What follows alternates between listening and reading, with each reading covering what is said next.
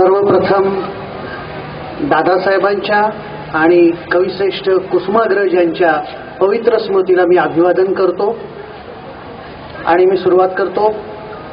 मला कल्पना आहे की या वसंत व्याख्यानमालेचं जे व्यासपीठ आहे ते अनेक दिग्गज वक्त्यांनी आपल्या वक्तृत्वाने भूषवलेलं आहे, श्रोत्यांना मंत्रमुग्ध केलेलं आहे. त्या तुलनेमध्ये मी फारच नवखा आहे असं म्हटलं तर ते काही चूक होणार नाही. त्यामुळे आत्ता परिस्थिती अशी आहे की समोर परिपक्व असे श्रोते आणि एक नवखा वक्ता अशी ही एक कुठेतरी गाठ आहे. आणि आपण मला ह्या व्याख्यानमालेमध्ये बोलण्याची संधी दिली त्याबद्दल मी सर्वप्रथम आयोजकांचे आभार मानतो. लोकसभा निवडणुकीची धामधूम सुरूच आहे. अजून 1-2 टप्पे निवडणुकीच्या मतदानाचे बाकी आहेत आणि आपल्याला कल्पना आहे की अजून हे 2 टप्पे पूर्ण होणार आणि मग 16 तारखेला आपल्याला निकालाची वाट पाहावी लागणार आहे. सर्वच राजकीय पक्षांचे जे कोणी नेते आता प्रचार करतायत त्यांच्याकडचे मुद्दे संपलेले आहेत. काही वेळा ते गुद्द्यावर आलेले आहेत आणि आता अगदी एक परस्परांच्या कमरेखाली वार करण्याचे सुद्धा प्रयत्न होताना आपल्याला दिसत आहेत.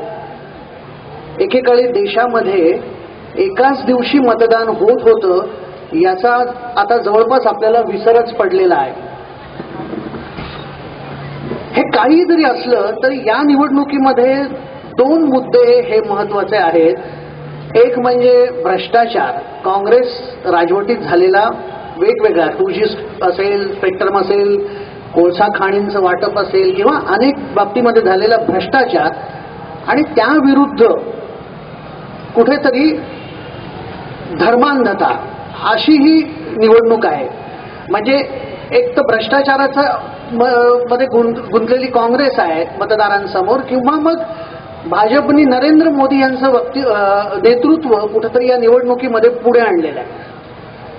नरेंद्र मोदी आज आत्ता विकासाची भाषा या निवडणुकीत बोलतायत पण आपल्याला 2002च्या दंगलींचा, गुजरातमधल्या दंगलींचा पूर्णपणे दुर्लक्ष करून किंवा त्याचा विसर पडून या निवडणुकीकडे बघता येणार नाही हेही तितकंच सत्य आहे. भाजपचं एकूणच धोरण असं राहिलेलं आहे की प्रथम राष्ट्र, नंतर पक्ष आणि अखेरीस स्वतः. पण नरेंद्र मोदी या एका व्यक्तीच्या भोवती सगळी निवडणूक केंद्रित करून प्रथमच भाजपने सुद्धा एक व्यक्तिकेंद्रित राजकारणाचा हा प्रयोग केलेला आहे. त्यामुळे हेही या निवडणुकीचं वैशिष्ट्य आहे. पण सर्वप्रथम हे स्पष्ट करायला हवं की भारतीय लोकशाही समोर काहीही आव्हानं असली तरी भारतीय लोकशाहीचं भवितव्य उज्ज्वल आहे. आणि ज्यांना ज्यांना असं वाटतं की भारतीय लोकशाहीचं भवितव्य उज्ज्वल असायला हवं त्यांनी लोकशाही मूल्य मानणारे पक्ष आणि नेतृत्व यांची पाठराखण करायला हवी असं मला वाटतं. आता भारतीय लोकशाही समोरच्या आव्हानांचा विचार करताना मुळामध्ये लोकशाहीचे जे आधारस्तंभ आपण मानलेले आहे तर त्यांची जरा काय स्थिती आहे, त्यांच्या बाबतीत आता सध्या काय आपल्या समोर चित्र आहे याचा सुद्धा आपण विचार केला पाहिजे. लोकशाहीचे जे प्रमुख आधारस्तंभ आहेत त्याच्यामध्ये लोकप्रतिनिधी आहे, न्यायव्यवस्था आहे, नोकरशाही आहे आणि गेल्या काही वर्षामध्ये प्रसिद्धी माध्यमांचं जे महत्व वाढलेलं आहे त्यामुळे प्रसिद्धी माध्यम यांना सुद्धा आपण लोकशाहीचा एक आधारस्तंभ मानलेला आहे. आता त्यांच्या जरा सद्यस्थिती संबंधात आपण चर्चा करूया. लोकप्रतिनिधींबाबत बोलायचं तर एका ग्रीक वचनाची आठवण होते. ग्रीक वचन असं आहे की राजकारण हा बदमाशांचा शेवटचा आसरा असतो असं ते ग्रीक वचन आहे. आता याची आपल्याला बरेचदा अगदी पदोपदी याची आपल्याला जाणीव होईल अशा पद्धतीचं लोकप्रतिनिधींचं वर्तन आपल्याला अनुभवायला मिळतं.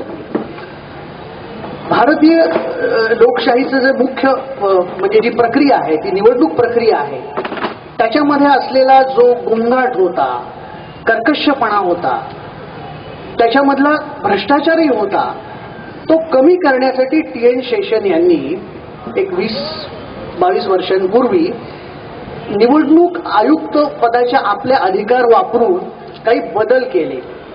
आणि त्यांची अपेक्षा अशी होती की ही निवडणूक आहे ही गोंगाटाशिवाय लोकांना कुठलाही त्रास न होता आणि अत्यंत कमी पैशात व्हावी.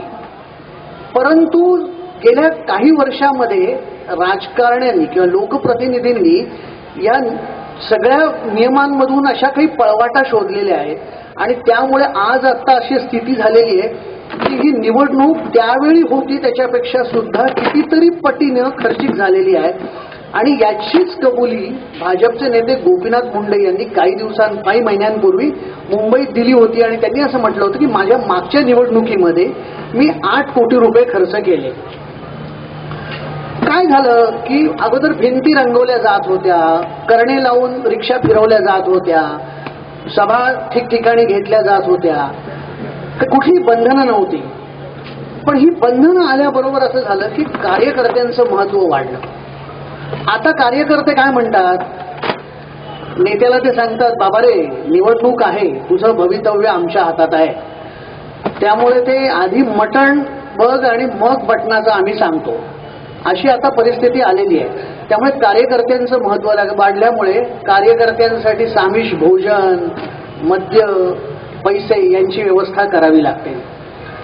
त्या व्यतिरिक्त हा जो काही प्रचार सुरू असतो त्याचा खर्च कुठेही आयोगाच्या डोळ्यात येऊ नये यासाठी वेगवेगळे जे यंत्रणा लक्ष ठेवणारे आहेत त्यांना सुद्धा खुश करावं लागतं.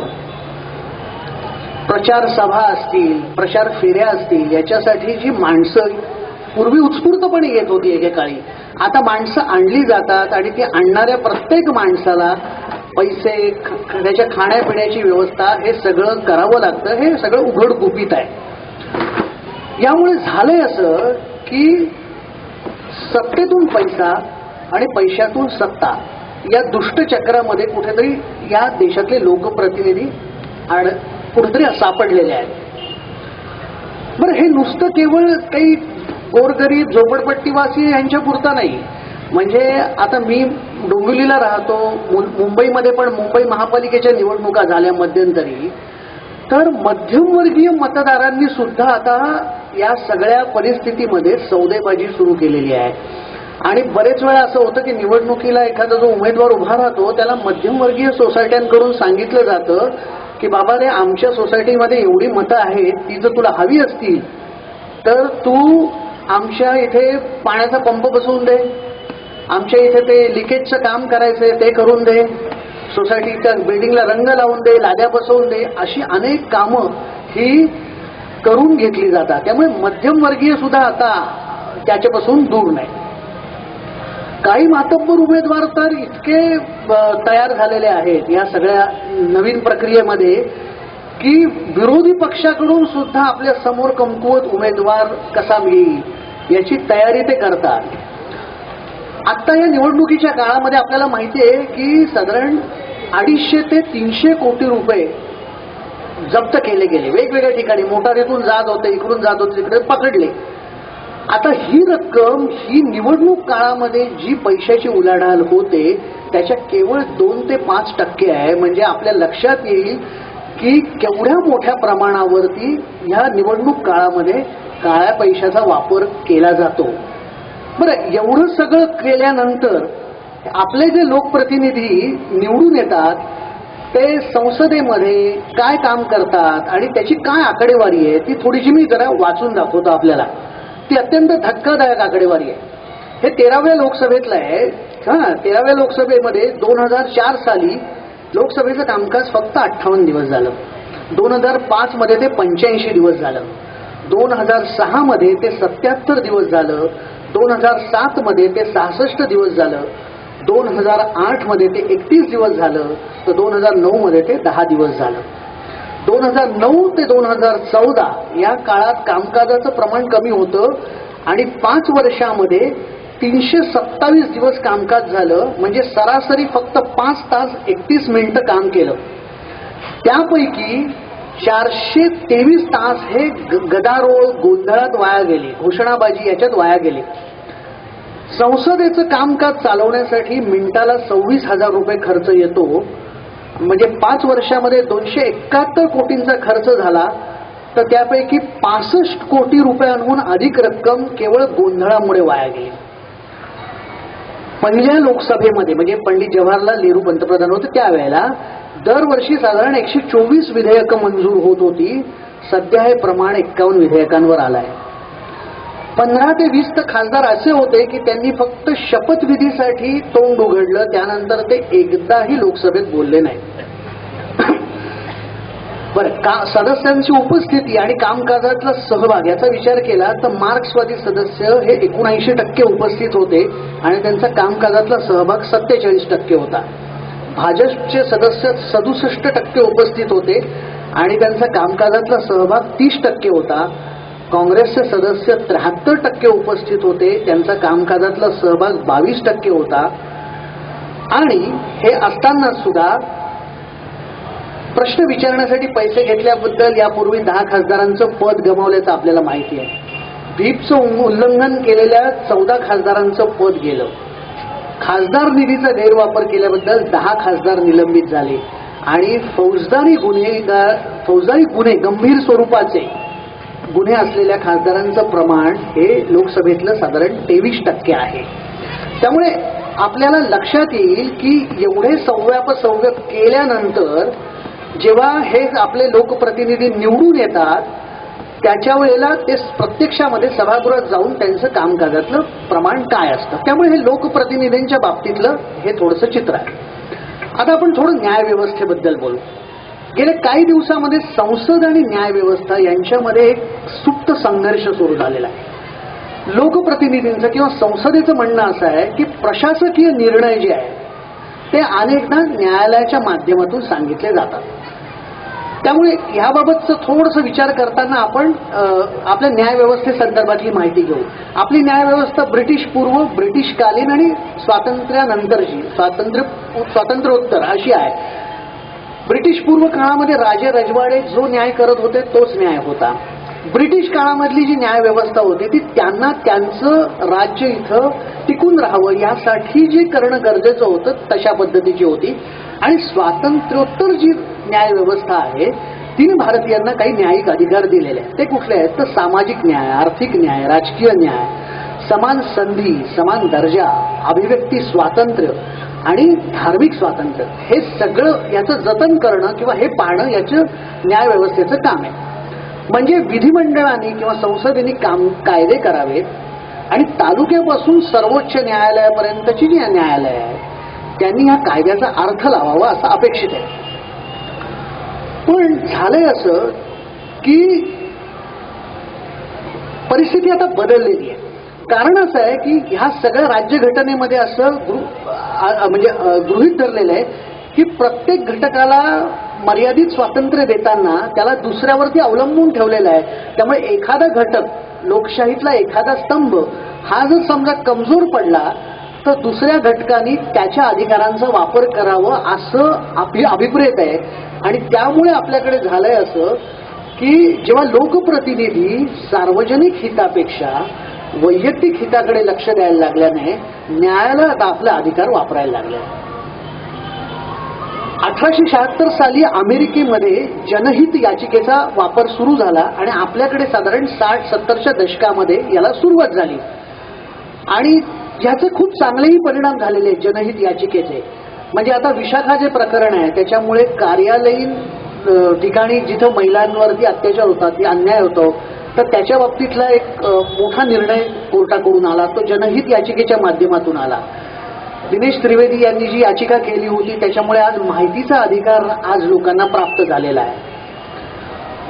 पण झालंय असं की कायदे करतानाच बरेचदा चर्चा होत नाही. म्हणजे आपल्या इथे विधिमंडळात तर बरेच वेळा असं होतं की गोंधळामध्ये अनेक विधेयकं मंजूर केली जातात, त्याच्यावर चर्चा होत नाही आणि त्याच्यामुळे चर्चा होत नाही. बरेच वेळा चर्चा झाली तर इतके तुरळक सदस्य उपस्थित असतात आणि ते सहभागी होतात, त्यामुळे पुरेशी चर्चा न होता ही विधेयकं मंजूर होतात. कायद्याबाबत ज्ञान असणाऱ्या सदस्यांचं प्रमाण सुद्धा दिवसेंदिवस घटत आहे आणि त्यामुळे कायदे होतानाच ते त्रुटीपूर्ण होतात आणि त्यामुळे मग त्याचा अर्थ लावताना न्यायव्यवस्था ही संसदेवर कुठेतरी प्रभावी ठरल्याचं आपल्याला दिसतं. दुसरा एक झालाय असा प्रकार की निवडणुकीच्या या राजकारणामध्ये सध्या आपण कुणाला दुखवायचं नाही, कुणाच्या विरोधात काही बोलायचं नाही, कुठलाही कायदा करताना आपण कुणाला दुखवणार तर नाही ना, त्याच्यामुळे आपल्या म्हणजे आपण निवडून येण्यावर काही विपरीत परिणाम होणार नाही ना, याची भीती एक कुठेतरी राजकीय नेत्यांच्या मनात आहे. नंतर मूलभूत जे प्रश्न आहेत त्याच्याबद्दल कुठली ठोस भूमिका घ्यायची नाही, अशी दोलायमान भूमिका घेत राहायचं, बोटचेपी भूमिका घ्यायची. आणि त्यामुळे असं झालंय की न्यायव्यवस्था चा अंकुश कुठेतरी वाढलेला आहे. आणि मग त्याच्यातूनच मी मगाशी सुरुवातीला म्हटलं तसं हा आरोप व्हायला लागलेला आहे की प्रशासकीय निर्णय सुद्धा आता न्यायव्यवस्थेच्या माध्यमातून होता. मग ह्याला ज्युडिशियल ऍक्टिव्हिझम पासून ज्युडिशियल टेररिझम पर्यंत टीका केली जाते. पब्लिक इंटरेस्ट लिटिगेशन, ज्याला आपण जनहित याचिका म्हणतो, तर त्याचं आता कुठेतरी प्रायव्हेट इंटरेस्ट लिटिगेशन झालेले आहेत, पॉलिटिकल इंटरेस्ट लिटिगेशन झालेले आहेत किंवा पब्लिसिटी इंटरेस्ट लिटिगेशन झालेले आहेत. अशा पद्धतीचे आरोपही आपल्याला लोकप्रतिनिधींकडून न्यायव्यवस्थेवर आणि त्या संदर्भात याचिकाकर्त्यांवर होताना दिसतात. आता सगळ्याच याचिकाकर्त्यांचा हेतू शुद्ध आहे का, तर ते नाही. म्हणजे सगळंच काही न्यायव्यवस्थेत योग्य असंही नाही. आपल्याला माहिती आहे की बरेच वेळा काही याचिका ह्या म्हणजे कुहेतूनी किंवा काहीतरी एक वेगळा हेतू ठेवून पण केल्या जातात, हे निश्चितच मान्य करायला लागेल. दुसरा एक महत्वाचा प्रश्न असा निर्माण झालेला आहे सध्या न्यायव्यवस्था आणि लोकप्रतिनिधींच्या संबंधात की माहितीच्या अधिकारात माहिती मागवायची, ती सरकारकडून मिळवायची, त्याच्याच आधारावर याचिका करायची. आता त्या याचिकेतले मुद्दे खोडून काढणं हे सरकारला शक्यच होत नाही. म्हणजे ती पूर्णपणे माहिती मान्यच करावी लागते. आणि त्यामुळे सुद्धा कुठेतरी लोकप्रतिनिधी किंवा सत्ताधारी हे कुठेतरी संकटात सापडलेले किंवा त्यामुळे सुद्धा हा संघर्ष तीव्र झालेला आपल्याला दिसतो.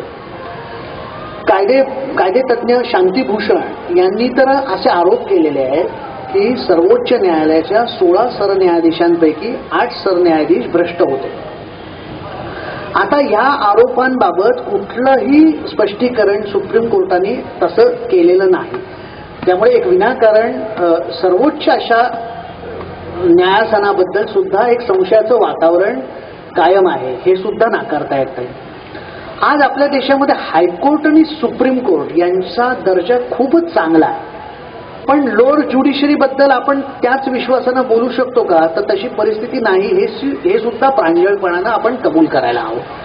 त्यामुळे कुठेतरी ह्या सगळ्या म्हणजे ह्या ज्या सगळ्या वास्तवता आहेत याचा मी इथं नमूद करतोय आणि मग त्याच्यानंतर मी पुढं लोकशाही समोरच्या आव्हानांकडे येणार आहे. तिसरा आधारस्तंभ आहे तो म्हणजे नोकरशाही. सरकारने घेतलेल्या निर्णयांची अंमलबजावणी करणं हे नोकरशाहीचं खरं काम आहे. एकेकाळी पिंपुटकर नावाचे एक अधिकारी प्रशासनामध्ये होते. त्यांच्या सचोटीबद्दल, प्रामाणिकपणाबद्दल आणि कडक शिस्तीबद्दलचे काही किस्से सुप्रसिद्ध आहेत. ते सुप्रसिद्ध असे आहेत की म्हणजे ज्या वेळेला पिंपुटकर होते त्यावेळेला गुजरात आणि महाराष्ट्र एक राज्य होतं आणि त्यावेळेला कुठल्याही जेवणावळीमध्ये भात वाढायला बंदी होती, कारण तांदळाची टंचाई होती आणि त्यामुळे भात वाढायचा नाही अशा पद्धतीचे आदेश, निर्बंध घालणारे आदेश काढले होते. तर गुजरातमध्ये एका विवाहाचं निमंत्रण त्यांना आलं होतं, ते तिथे गेले तर त्यांनी असं बघितलं की जेवणावळीमध्ये भात वाढत आहेत. आता हे स्वतः कलेक्टर असल्यामुळे आणि IAS अधिकारी असल्यामुळे त्यांचं म्हणणं असं आहे की आपल्या समोर जेव्हा बंदी आदेश मोडला जातो तेव्हा कारवाई करणं आपलं काम आहे आणि त्यांनी त्यामुळे त्या यजमानाला सरकारी आदेशाचा भंग केल्याबद्दल अटक करायला लावली. एकदा त्यांची बायको ड्रायव्हिंग लायसन्स नसताना गाडी घेऊन निघाली आणि ते तिला सांगत होते की तू जाऊ नकोस, तू नियमाचा भंग करतेस, मला तुझ्यावर कारवाई करून घ्यायला भाग पडेल. पण तिने ऐकलं नाही, ती बाहेर पडली. त्यांनी स्वतः वाहतूक पोलिसांना फोन केला आणि सांगितलं की माझी बायको अशी गेलेली, हा नंबर आहे गाडीचा, तुम्ही तिच्यावर कारवाई करा. तर अशा पद्धतीचे नोकरशहा एकेकाळी आपल्या प्रशासनामध्ये होते.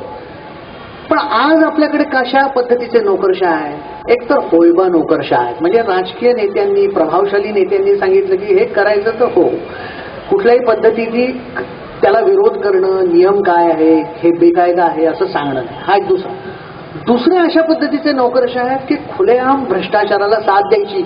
म्हणजे कशा पद्धतीने ह्याच्यामध्ये आपल्याला मलिदा मिळू शकतो याचं मार्गदर्शन करणारी नोकरशाह आहे. आणि तिसरे एक नोकरशाह असे आहेत की जे प्रसिद्धीच्या लाटेवर स्वार होणारे आहेत. म्हणजे त्यांना प्रसिद्धी मिळवण्याची हाव, त्यामुळे ते बरेच वेळा त्यांच्या कार्यकक्ष ओलांडून अनेक वेळा त्यांचे नियम सेवा शर्तीचे भंग करून सुद्धा अनेक वेळा आरोप करत आलेले आहेत. अनेक वेळा त्यांना सरकारी नोकरीत असल्याचा जो काही लाभ मिळाल्यामुळे जी माहिती मिळालेली आहे ती उघड करत आहेत. तर ते अशा पद्धतीचे 3 पद्धतीचे नोकरशाह. आता राजकारणी आणि नोकरशाह यांच्या संगनमताचा सगळ्यात अगदी म्हणजे मासलेवाईक उदाहरण किंवा नमुना म्हणजे आपलं आदर्श टॉवर घोटाळा. म्हणजे त्याच्यामध्ये आपल्याला असं पाहायला मिळेल की ज्याच्याकडे ती फाईल गेली, मग तो लोकप्रतिनिधी असो की नोकरशाह असो, त्यानं त्या फाईलवर सही करताना आपल्या मुलासाठी, आपल्या कोणातरी नातलगासाठी, मुलीसाठी फ्लॅट घेतलेले आहे. तर हा एक कुठंतरी संगनमताचा अगदी उत्तम उदाहरण आहे. बरं, लोकप्रतिनिधींना दर 5 वर्षानंतर निवडणुकीच्या सत्वपरीक्षेला जावं लागतं. नोकरशहांच्या बाबतीत अशा पद्धतीची काही परीक्षा, सत्वपरीक्षा वगैरे काही नाही. त्यांच्यावर कारवाई करायची तरी सुद्धा केंद्राची मंजुरी लागते. आज काहीतरी मला वाटतं एक सुप्रीम कोर्टामध्ये मात्र एक काहीतरी निकाल झालेला आहे आणि तो त्याची अजून म्हणजे डिटेल्स काही मलाही कळलेली नाही, पण तो थोडासा वेगळा निकाल आहे. पण नाहीतर असं आहे की त्यांच्यावर कारवाई करण्याची प्रक्रिया इतकी म्हणजे मोठी आहे की ती बरेच वेळा आपल्याला असं दिसतं की नोकरशहांवर कारवाई करणं फार कठीण गोष्ट आहे. बरं, प्रमोशन म्हणजे इतर ठिकाणी एक कोण किती काम करतं वगैरे ह्याच्यावर नाही, एका विशिष्ट कालावधीनंतर सचिवाचा प्रधान सचिव होणार, प्रधान सचिवाचा अतिरिक्त मुख्य सचिव होणार, अतिरिक्त मुख्य सचिवांपैकी एक कोणीतरी मुख्य सचिव होणार. त्यामुळे त्यांच्या बाबतीमध्ये तोही प्रश्न नाही. ह्या नोकरशहांचा सगळ्यात त्यांचं जर फावलं असेल तर ही आघाडीची सरकार आल्यापासून. कारण आघाडीच्या सरकारांमध्ये कमालीचा विसंवाद असतो, विसंगती असतात, वाद असतात, त्यामुळे अनेक वेळा कुठलेही निर्णय होत नाहीत. आणि अशा वेळी वेगवेगळ्या पद्धतीने बागुलबुवा दाखवून, भीती दाखवून किंवा एक निर्णय होणार नाहीत अशा पद्धतीने सल्ले देऊन ह्या नोकरशाहीनी, त्यामुळे आज जे आपल्याला अनेक वेळा शब्द ऐकायला मिळतो की धोरण लकवा, धोरण लकवा. तर हा जो धोरण लकवा आहे तर त्याचं एक कुठेतरी एक मोठी जबाबदारी किंवा त्याचं एक मूळ हे कुठेतरी मला असं वाटतं की ह्या नोकरशाहीच्या नकारात्मक अशा विचारसरणीत आहे आणि त्याला कारणीभूत ही सध्याची आघाडी सरकार आहे. बरं, नोकरशहांमध्ये सुद्धा भाषिक आणि प्रांतिक लॉबीज आहेत. म्हणजे आपल्याला असं म्हणता येईल की सध्या दिल्लीमध्ये चर्चा आपल्या कानावर आलेली आहे की दिल्लीमध्ये केरळी नोकरशहांची एक मोठी लॉबी मधल्या काळात प्रभावी होती आणि त्यांनी सगळी महत्वाची पदं त्यांच्याकडे होती. महाराष्ट्र बाबतीत असं म्हणतात किंवा चर्चा आहे उघडपणे की अनेक महत्वाच्या पोस्टवरती आता सध्या उत्तर भारतीय अधिकाऱ्यांनी कब्जा केलेला आहे. त्या व्यतिरिक्त जे इतर खालचे अधिकारी आहेत त्याच्यात सुद्धा पश्चिम महाराष्ट्र, मराठवाडा, विदर्भ, उत्तर महाराष्ट्र अशा पद्धतीच्या अधिकाऱ्यांचे दबाव गट असतात. आणि त्यामुळे आपल्या संपूर्ण राज्यामध्ये किंवा लोकशाही व्यवस्थेमध्ये हा जो भाषिक प्रांतिक वाद येतो, बरेच वेळा निर्णयांमध्ये तो डोकावतो. त्याच्यामुळे अनेक वेळा आपल्याला असं दिसतं की आमदारांमध्ये नाराजी निर्माण होते, ती शमवण्यासाठी शेवटी सरकारला प्रयत्न करायला हस्तक्षेप. तर याच्या मागे सुद्धा बरेच वेळा ही नोकरशाही जी असते की जी अनेक वेळा आदेश काढताना निर्णय जरी झालेला असला तरी त्याच्यामध्ये कुठं कसं झुकतं माप देता येईल एका विशिष्ट प्रदेशाला, भाषेला, याच्यासाठी सुद्धा बरेच वेळा काम करताना आपल्याला दिसते. आणि त्याचं सुद्धा पुन्हा मूळ हेच आहे की आघाडीचं सरकार आणि आघाडीच्या सरकारमध्ये असलेले वेगवेगळे विसंवाद आहेत, त्याचाच गैरफायदा नोकरशाही घेताना आपल्याला आज दिसते. त्यामुळे आपण ह्याही स्तंभाबद्दल बोला. आता प्रसिद्धी माध्यमं किंवा वृत्तपत्र आणि इलेक्ट्रॉनिक माध्यमं यांच्याबद्दल बोलूया. एक झालंय असं की खुली अर्थव्यवस्था आपण स्वीकारली आणि खुली अर्थव्यवस्था स्वीकारल्यानंतर देशामध्ये आमूलाग्र बदल झाला. म्हणजे इथं बसलेल्या प्रत्येक माणसानी 1991 पूर्वीचे आपण आणि आपले कुटुंबीय, आपले नातलग आणि आत्ताचे आपण आणि आपले नातलग ह्यांचा नुसता विचार जरी केला तरी आपल्याला असं दिसेल की अनेक बाबतीमध्ये आपण खूप वेगळ्या जीवनशैलीकडे आता गेलेलो आहोत. आणि हे जे सगळे बदल झाले, म्हणजे एकेकाळी आपल्याला माहिती आहे की फार थोड्या लोकांच्या घरात टेलिफोन असायचे. म्हणजे टेलिफोन घरात असणं म्हणजे कुणीतरी एक मोठी व्यक्ती आहे. आपल्याला माहिती आहे की खासदाराकडून गॅस मिळवायला लागत होता, टेलिफोन मिळवण्यासाठी खासदाराकडे जावं लागत होतं.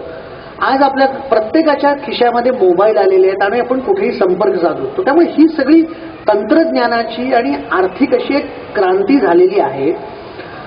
आणि त्या क्रांतीपासून इथली वृत्तपत्र, प्रसिद्धी माध्यमं दूर राहतील अशी अपेक्षा करणं चुकीचं आहे. त्यामुळे तीच सगळी क्रांती ही प्रसिद्धी माध्यमांच्या बाबतीत झालेली आहे.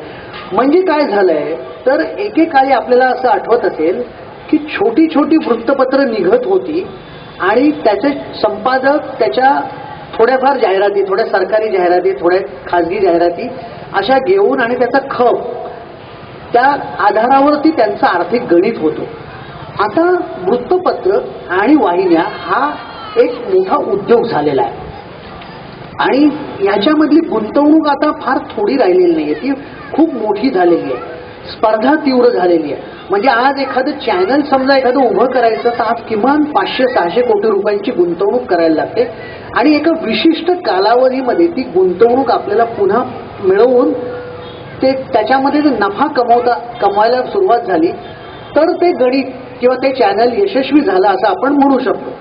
आणि मग त्यामुळे काय झालं की समजा वृत्तपत्रांसाठी वाचक संख्या हा निकष तयार झाला, तर वाहिन्यांसाठी TRP हा परवलीचा शब्द झालेला आहे. आता या देशातली प्रसिद्धी माध्यमं ही काहीच करत नाहीयेत असं नाहीये.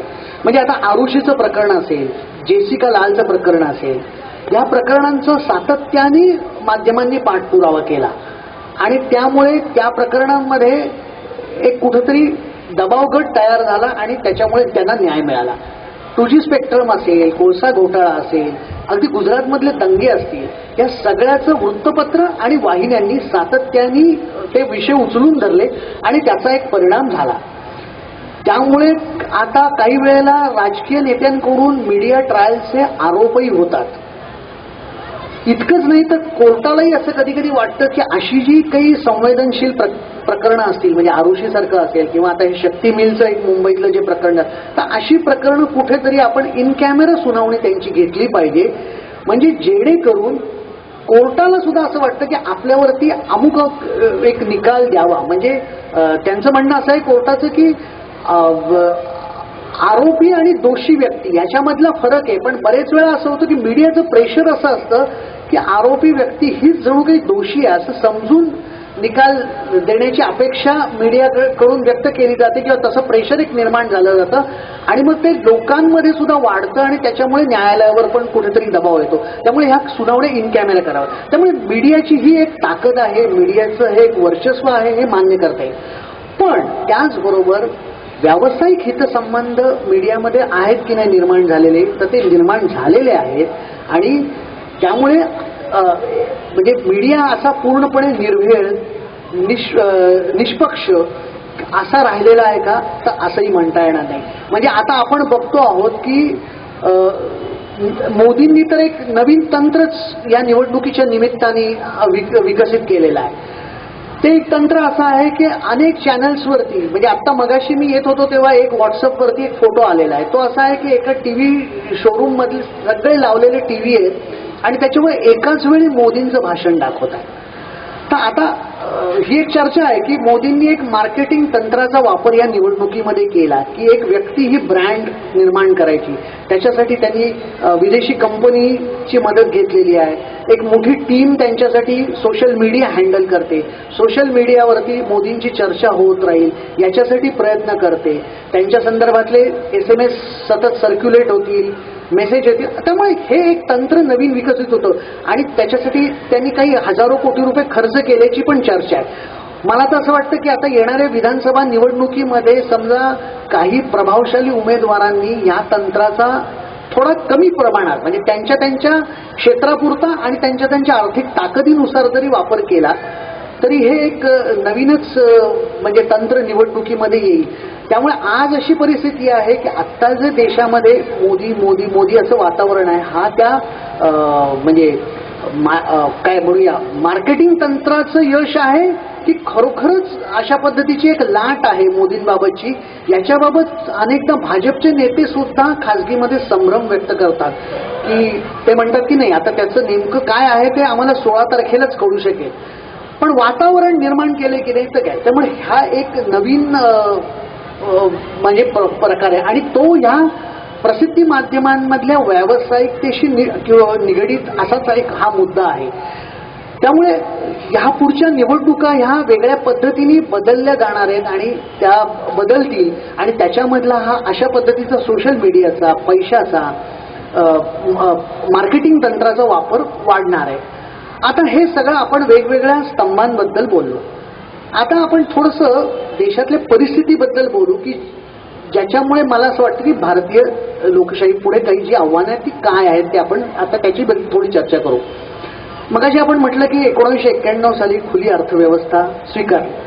त्यापूर्वी आपल्याला माहिती की काँग्रेसनी बँकांचं राष्ट्रीयकरण असेल अनेक असे निर्णय घेतले की जेणेकरून त्या सगळ्या निर्णयांवरती समाजवादी विचारसरणीचा पगडा होता. 1980 साली जेव्हा भाजपची स्थापना झाली तेव्हा सुद्धा नारा असा होता गांधीवादी समाजवाद, म्हणजे हिंदुत्वाकडे भाजप नंतर वळला. आज त्या सगळ्यापासून आपण दूर आलेलो आहोत आणि आता खुली अर्थव्यवस्था स्वीकारल्यानंतर काय झालंय तर आता दूध आणण्यासाठी आपल्याला सकाळी केंद्रावर जावं लागत नाही.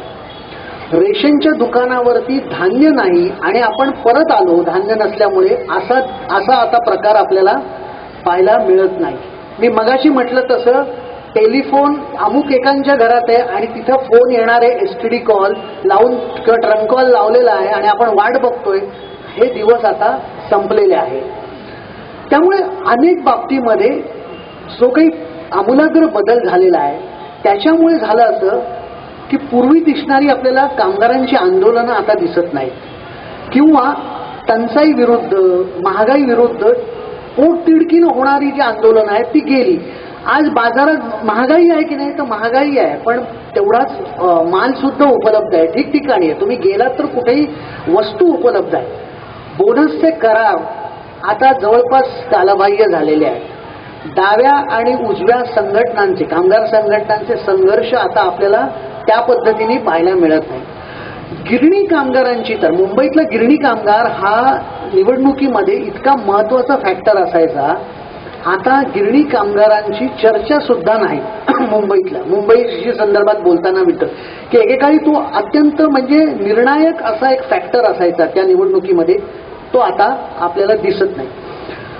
त्यामुळे आताची जी नवीन पिढी आहे म्हणजे ह्या ग्लोबलायझेशन नंतरची की जी ह्या निवडणुकीमध्ये मतदान करणारी आणि तिची संख्या मोठी आहे, तर त्यांचं कसं आहे की त्यांना मोबाईल नेटवर्क पासून ट्रॅफिक पर्यंत सर्व सुरळीत हवं आहे. त्यांना कुठलीही गोष्ट थांबलेली आवडत नाही. भ्रष्टाचाराबद्दल सुद्धा त्यांची थोडीशी दुटप्पी भूमिका आहे. म्हणजे कसं की सोशल मीडियावर व्हॉट्सअप असेल, फेसबुक असेल, याच्यावर आपल्याला असं दिसतं की तरुण पिढी खूप मोठ्या प्रमाणावर याच्या विरोधात प्रतिक्रिया सतत नोंदवत असते. हे आता काँग्रेसचे घोटाळे असतील किंवा इतरही कुठल्याही पक्षाच्या नेत्यांचे घोटाळे असतील त्याच्याबद्दल पोटतिडकीने बोलते. पण वैयक्तिक जीवनामध्ये आपल्याला असं दिसतं की माझा मुलगा अमुक एका कॉन्व्हेंट स्कूलमध्ये जायला हवा याच्यासाठी जेव्हा मी प्रयत्न करतो आणि जेव्हा तिथं समजा पैसे मागितले जातात डोनेशनसाठी, तेव्हा म्हणतो काय करणार हो, द्यायला पाहिजे ना, मुलाचं करिअर फार महत्वाचं आहे. ते मागतात तर काय करणार, देणार ना मी. किंवा समजा एखाद्या रेशन कार्डाचा काहीतरी प्रॉब्लेम आहे, नाव नोंदवायचं, नाव ऍड करायचं, गेला, सुट्टी नाही, तरुण पिढीकडे सुट्टी नाही, वेळ नाही. गेला की तो म्हणतो की अरे बापरे एवढी मोठी लाईन आहे, पण मग हे काम झटपट कसं होईल.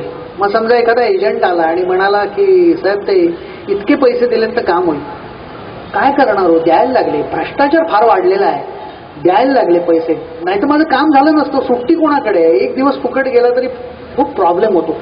आणि हा जो शहरी वर्ग आहे त्याच्यामधला हा तरुण जो आहे तो अशा पद्धतीने या सगळ्याकडे बघतो. तोच प्रकार हा कुठेतरी महागाईबद्दल आहे. म्हणजे जेव्हापासून आपल्या देशामध्ये पाण्याची बाटली अर्धा लिटर पाण्यासाठी आपण 15 रुपये सहजपणे द्यायला लागलो, तेव्हापासून मला असं वाटतं की महागाईबद्दल आपल्याला बोलण्याचा, विशेषतः आपल्या शहरी लोकांना अधिकार आपला कमी झालेला आहे. आपण आज हॉटेलमध्ये गेल्यानंतर, चांगल्या ग्रेड हॉटेल, कुठल्याही ग्रेडचं हॉटेल असेल, तिथे गेल्यानंतर एक 80 रुपयामध्ये 70-80 रुपयामध्ये डाल फ्राय आपल्याला मिळतं. आज 70-80 रुपये किलो डाळ आहे, ती महिनाभराची आपली डाळीचा खर्च आहे, पण आपण तो सहजपणे खर्च करतो. तिथं बिल देतो आणि म्हणतो काय हो, डाळ 80 रुपये किलो झाली. अरे पण काल हॉटेलमध्ये गेला, तू 80 रुपयाची डाल फ्राय मागवली आणि थोडंसं जास्त झालं म्हणून टाकूनही दिलंस. त्यामुळे कुठेतरी हा मध्यम वर्ग जो आहे की जो एकेकाळी या देशातला गिरणी कामगार असेल, या देशातला शेतमजूर असेल, या देशातला जो गोरगरीब वर्ग आहे, त्याची अशी संदर्भातली जी आंदोलनं होतं त्याच्याबद्दल सहानुभूतीपूर्वक होता, तो आज तशा पद्धतीने सहानुभूतीपूर्वक राहिलेला नाही. आणि हा उच्च मध्यम वर्ग करतोय काय, तो ह्या देशातला श्रीमंत, अतिश्रीमंत जो वर्ग आहे त्याच्याशी कुठेतरी स्वतःला जोडण्याचा आता प्रयत्न करायला लागलेला आहे. आणि त्यामुळे झालंय असं की सरकारला हे त्याच्या सरकारच्या पथ्यावर पडणारी ही गोष्ट आहे. कारण हा जो बोलका वर्ग आहे, जो मध्यम वर्ग आहे, जो फेसबुकवर प्रतिक्रिया देतो, ट्विटरवर प्रतिक्रिया देतो, सोशल मीडियाच्या अन्य माध्यमातून प्रतिक्रिया देतो, त्यांना खुश करणारी धोरणं घ्यायची. कारण मुळात जे कोणी भांडवलदार असतील, जे कोणी श्रीमंत वर्गातले लोक आहेत, त्यांच्याशी अनुकूल अशी धोरणं सरकार यापूर्वी सुद्धा घेतच होतं. म्हणजे मुंबईतल्या गिरण्यांची जमीन ही कशा पद्धतीने विकली गेली हे आपल्याला सगळ्यांना माहिती आहे. पण त्यावेळेला मध्यम वर्गाची सहानुभूती ही गिरणी कामगारांच्या आंदोलनाला होती. आज तशी कामगारांना सहानुभूती नाही. म्हणजे रेल्वेच्या मोटरमधनी संप केला किंवा बेस्टच्या कामगारांनी संप केला किंवा महापालिकेच्या सफाई कामगारांनी संप केला तर मध्यमवर्गीय त्यांना शिव्या देतो, त्याच्याबद्दल नाराजी व्यक्त करतो. त्याचं म्हणणं असतं की हे शहर तुम्ही बंद पाडलेलं आहे, माझ्या दैनंदिन जे काही माझे दिनचर्या आहे त्याच्यामध्ये व्यत्यय आणलेला आहे.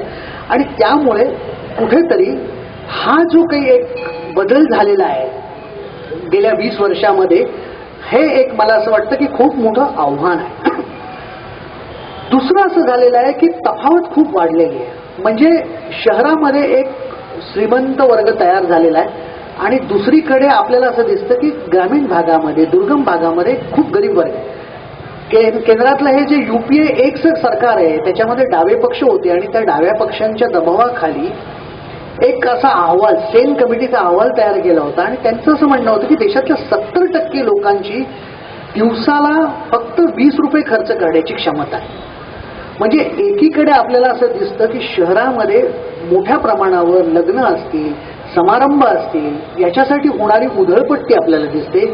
आणि त्याच वेळी देशामध्ये कुठेतरी 20 रुपये दिवसाला खर्च करू शकेल एवढी क्षमता असलेला असा एक मोठा वर्ग आहे आणि त्याच्याकडे आता आपलं पूर्ण दुर्लक्ष झालेलं आहे.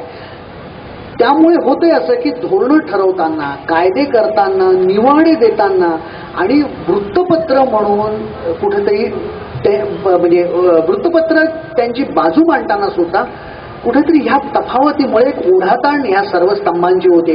म्हणजे एकीकडे हा मध्यम वर्ग आहे जो आपल्याला स्वतःला भांडवलदारांशी किंवा अतिश्रीमंत वर्गाशी जोडू पाहतोय आणि दुसरीकडे हा जो कुणी खालचा वर्ग आहे ज्याची आर्थिक क्षमता नाही, जो अत्यंत पिचला गेलेला आहे, जो खूप दारिद्र्यात आहे, त्याच्याशी संदर्भातल्या आंदोलनांना पुन्हा मध्यम वर्गाचा सपोर्ट राहिलेला नाही. आणि अशी एक विसंगती या संपूर्ण ह्याच्यामध्ये तयार झालेली आहे. आणि त्याचा परिणाम असा झालेला आहे की मतांचं प्रमाण घटत आहे. लोकांमध्ये एक निराशावाद आहे. मी मगाशी म्हटलं तरी भ्रष्टाचार आहे सगळा वाढलेला आहे, त्यामुळे मी मतदानालाच जाणार नाही असं मध्यम वर्ग म्हणतो. गोरगरीब वर्ग जो आहे तो त्याच्या पद्धतीने त्याला जसं जमेल तशा पद्धतीने मतदान करतो, पण त्याचा दबाव गट नाहीये. आणि त्यामुळे अत्यंत 35-40% मतांच्या आधारावरती सरकार येत आहेत. ती आघाडीची सरकार आहे. ती आघाडीची सरकार आंतरविरोधाने पोखरलेली असल्यामुळे पुन्हा एकदा जनतेच्या आशा आकांक्षा पूर्ण होत नाहीत आणि त्यामुळे पुन्हा एकदा मतांचं प्रमाण घटण्यामध्येच त्याचा परिणाम आपल्याला दिसतो.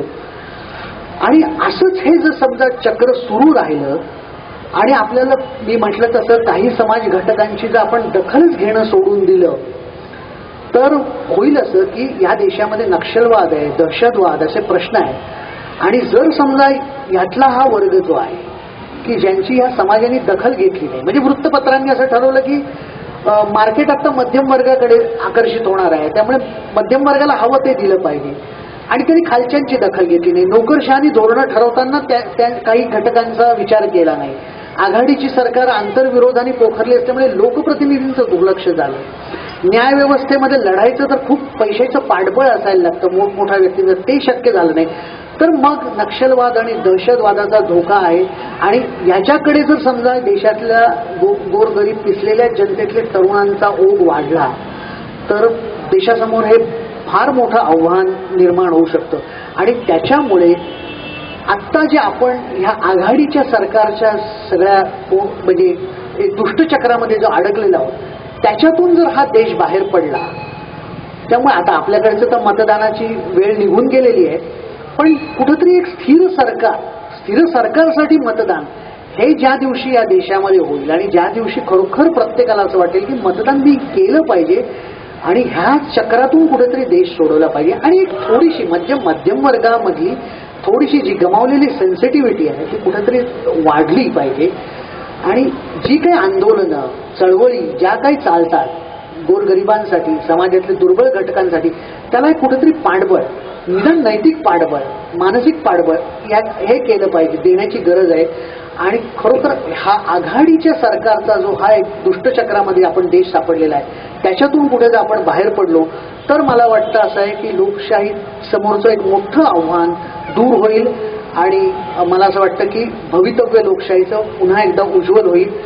आपण मला इथं बोलण्याची संधी दिली, मी माझ्या कुवतीनुसार माझं मनोगत व्यक्त केलेलं आहे. आपले मी आभार व्यक्त करतो.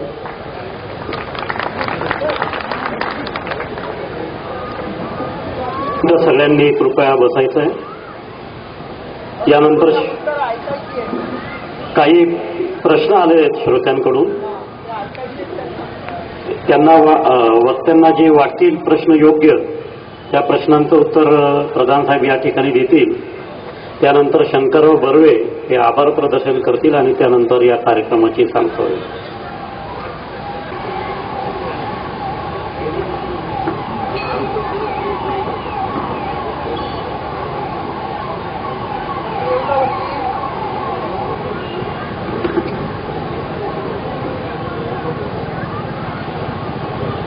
ही प्रश्नांची मी उत्तरं देतो. मला वाटतं की बहुतेक मुद्द्यांना मी स्पर्श केलेला आहे. काही वैयक्तिक प्रश्नसंहिता लागल्यावरती होते असं नाही. जवळपास 1 वर्ष अगोदर लोकप्रतिनिधींची बांधणी सुरू होते. आपल्या मतदारसंघामध्ये मंडळं कुठली आहे, कुठल्या मंडळांमध्ये युवा शक्ती किती आहे आणि मग त्याच्या दृष्टिकोनातून कुठल्या मंडळांना कशी मदत करायची, काय करायचं, संस्था अशा वेगवेगळ्या कुठल्या सोसायट्यांमध्ये आपल्या आहे. आणि मला तर आता म्हणजे मध्ये मी जेव्हा निवडणुकीच्या निमित्ताने काही फिरलो तेव्हा असं सांगितलं की लोक येताना सुद्धा असं सांगतात की एवढी एवढी मतं आहेत माझ्याकडे आणि त्याच्यासाठी एवढे पैसे तुम्हाला द्यावे लागतील आणि ही त्यांची मतदार ओळखपत्रांचे झेरॉक्स आहेत. म्हणजे मतदारांच्या फोटो सगट असलेल्या झेरॉक्स समजा त्या उमेदवाराच्या हातात मिळणार असतील तर अमुक मतदान केंद्रावरती आपण इतके पैसे दिले तिथे किती मतं आपल्याला पडली पाहिजेत याचा सगळा हिशोबच, म्हणजे ह्याच्यातून एक भीषण अशा पद्धतीचं राजकारण होऊ शकतं आणि त्याच्यामुळे कदाचित काही मतदारांवरती त्याचा विपरीत परिणाम होऊ शकतो. तर अशा पद्धतीने हे सुरू झाले. त्यामुळे हे काही म्हणजे केवळ मुंबईत नाही, हे हळूहळू जाऊन इकडेही पसरू शकतं. आणखी नाही, जिथे जिथे शहरीकरण होईल, जिथे जिथे मध्यम वर्ग येईल. मध्यम वर्गाचा मोठा प्रश्न काय झाला आहे की मध्यम वर्ग जो आहे म्हणजे मुंबईकडे असेल, ठाण्याकडे असेल, आज जागांचे दर एवढे प्रचंड वाढलेले आहे की तो जागा घेतो त्याचं लोन असतं. शेजाऱ्याकडे गाडी आहे म्हणून आपण गाडी घेतली पाहिजे, गाडीचं लोन आहे.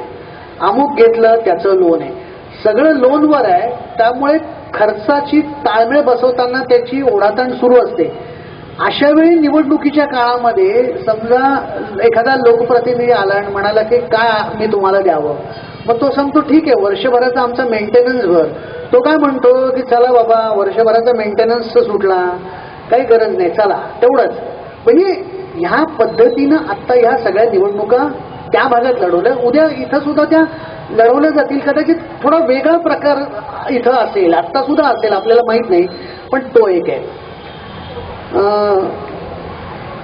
ते आता नगरसेवकांविरुद्ध तक्रार नोंदवली पण त्याचा उपयोग नाही. आता असं आहे की आपल्याला माहिती आहे की एक नेक्सस आहे, म्हणजे आता मी थोडं मुंबईतलं असल्यामुळे मुंबईतलं सांगतो की एक नेक्सस तर तयार झालेलं आहे. म्हणजे मुंबई महापालिकेमध्ये तर सिंडिकेट आहे हे उघडच आहे. म्हणजे त्याच्यात जसं गमतीने म्हणतात की सर्व पक्षीयांचं ते सिंडिकेट होतं, त्यात कोणी नव्हते आणि अधिकारी सुद्धा होते. आणि गमतीने काही सदस्यांनी असं गमतीने खाजगीत सांगायचे की एखादा सदस्य विरोध करायला लागला की स्थायी समितीचा अध्यक्ष म्हणायचा बसा, खाली बसा, म्हणजे एक. तो अजूनही बोलतोय म्हटलं तर बसा बसा, अहो बसा, खाली बसा, म्हणजे 5 बोट. आता अशा पद्धतीने जर सिंडिकेट असेल तर तो सत्ताधारी पक्षाचा नगरसेवक समजा एखाद्या ठिकाणी त्रास देत असेल तर त्याला विरोधी पक्षाचा नगरसेवक तो काय करणार, आणि त्यामधले तिथे असलेला अधिकारी असेल तो सुद्धा काय करणार. ही दुर्दैवी परिस्थिती आहे. पण ही परिस्थिती बदलण्यासाठी मुख्य म्हणजे करणं आवश्यक आहे ते हेच आहे की कुठल्या तरी स्थिर सरकारसाठी, मग ती महापालिका असो. आज ठाण्यामध्ये काय अवस्था झाली की ठाण्यामध्ये इतकं फ्रॅक्चर्ड मॅन्डेट मिळालं की नाधड शिवसेना, आणि त्यामुळे आपल्याला असं दिसतं की एक कुणाची तरी नगरसेविका सतत निवडणुकीच्या वेळी गायब असते किंवा नगरसेवक गायब असतो आणि ती गायब आहे आणि बरोबर अनुमती सांगते मी सुखरूप आहे, आणि मग ती मतदानाच्या वेळी बरोबर येते, मतदान करते किंवा ऍबसेंट राहते, आणि मग अमुकचा अध्यक्ष झाला तमुकचा अध्यक्ष. त्यामुळे हे जे फ्रॅक्चर्ड मॅन्डेट आपण देतो ना, त्याच्यामुळे होतं असं की त्याच्यामुळे ह्या अनेक गोष्टींना वाव मिळतो. त्यामुळे ते पहिल्यांदा कुठेतरी आहे. कुणी एक पक्ष असेल, अमुक पक्ष का तमुक पक्ष हा नाही, पण एका कुठल्या तरी पक्षाला दिलं पाहिजे आणि मग त्याला जाब विचारण्यासाठी इथल्या वेगवेगळ्या चळवळी आंदोलनं ही जिवंत ठेवणं ही आपली जबाबदारी आहे. आणि ती आपण कुठेतरी त्याच्यापासून भरकटल्यामुळे मला असं वाटतं की लोकशाही समोर आव्हान निर्माण झालेलं. आणखीन एक प्रश्न असा आहे की 2 हातांना काम देणारा विकास पुरुष आहे का, हा एक मोठा, म्हणजे मी मगाशी म्हटलं तसं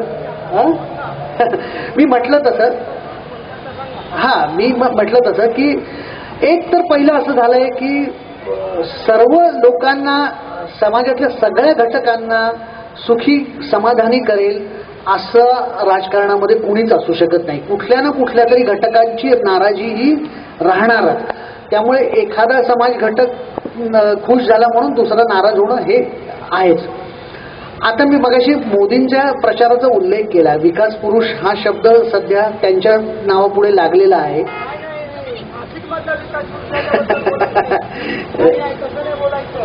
बर, नाही ठीक आहे.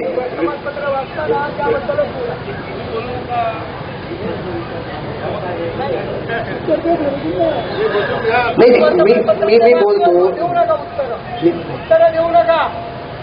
उत्तर देऊ नका. आम्ही वर्तमानपत्र जे वाचतो ते तुम्ही सांगितलंय.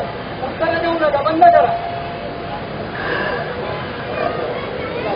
नाशिक नाही कार्यक्रमात कसं तुम्ही डिस्टर्ब करता. नाही ठीक आहे ना, एक त्यांना त्यांची नाराजी व्यक्त करण्याचा अधिकार आहे, ते नाही. नाशिकमधल्या विकास पुरुष ह्या प्रश्नाचा मला रोग कळला नाही म्हणून, नाही तर मी उत्तर दिलं असतं किंवा इथली वास्तव जर समजा बारकाईने अभ्यासलं असतं तर मी त्याचंही उत्तर देईल. तसं काही नाही. म्हणजे नाशिकमध्ये येऊन नाशिकमधल्या विकास पुरुषाबद्दल बोलायचं नाही अशा पद्धतीचं माझ्यावर कुठलंही बंधन नाही आणि ते मी स्वतःही पाळत नाही. आणि पण ठीक आहे ह्या प्रश्नाचं, पण एकूण विकास पुरुष ह्या कॉन्सेप्ट बद्दल मी सांगतो की विकास हा सुद्धा कसा आहे की तो समतोल असला पाहिजे. एका विशिष्ट विभागाचा, एका विशिष्ट समुदायाचा, एखाद्या विशिष्ट याचा असणं हे योग्य नाही. आणि दुसरं मी म्हटलं तसं की सगळेच त्या विकासामुळे सुखी समाधानी असतील असं नाही. कारण शहरातला आणि ग्रामीण भागातला ही जी तफावत वाढते आहे, त्यामुळे मी मगाशी म्हटलं की धोरणं स्वीकारताना म्हणजे एखादा निर्णय विकासासंदर्भातला घेतल्यानंतर शहरातला माणूस हा त्याच्यामुळे समाधानी होईल, पण त्याला लगत असलेला जो कोणी ग्रामीण भाग असेल तिथला मतदार, तिथला माणूस हा कदाचित त्याच्या दृष्टीने हा खूप अत्यंत अघोरी किंवा त्याच्या स्वातंत्र्यावरचा, त्याच्या एकूण चरितार्थावरती घाला घालणाराही तो निर्णय असू शकतो. त्यामुळे अशा पद्धतीने निर्णय घेताना एक खूप बारकाईने विचार करायला लागतो आणि तो आपल्याकडे बरेच वेळा होत नाही हे वास्तव आहे. आणि एकाच व्यक्तीकडून ही अशी सगळी अपेक्षा पूर्ण होईल की नाही याच्या बाबतीत मात्र माझ्या मनात शंका आहे. त्यामुळे अशा पद्धतीची नाराजी कुणाबद्दलही कुठेही व्यक्त होऊ शकते ती म्हणजे मी त्याच्यापासून हे नाकारत नाही. हा एक परत वैयक्तिक प्रश्न आहे की वृत्तपत्रां संदर्भातलं मी म्हटलं तसं की